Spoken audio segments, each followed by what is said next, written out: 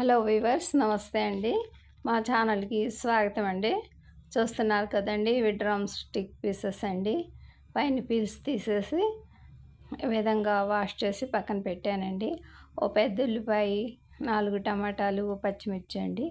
అన్నీ ఇప్పుడు మనం మిక్స్ చేసి కర్రీ తయారు చేద్దామండి. ఒక గుంట గట్టెడు ఆయిల్ అండి. టమాటా పీసెస్ని కట్ చేశానండి. ఇక పెద్ద ఉల్లిపాయ, పచ్చిమిర్చి, కారం, ఉప్పు, పసుపు, డ్రమ్ స్టిక్ పీసెస్ అన్నీ అండి.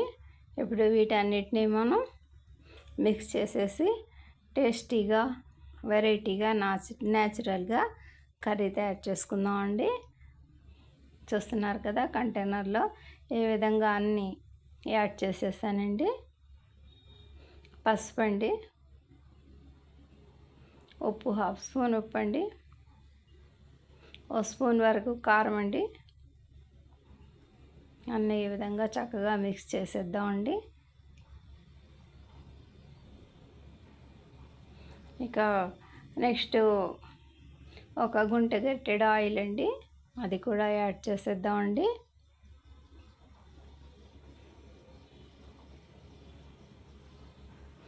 ఇక మీడియం ఫ్లేమ్ మీద వీటిని ఇప్పుడు మనం కుక్ చేస్తున్నామండి.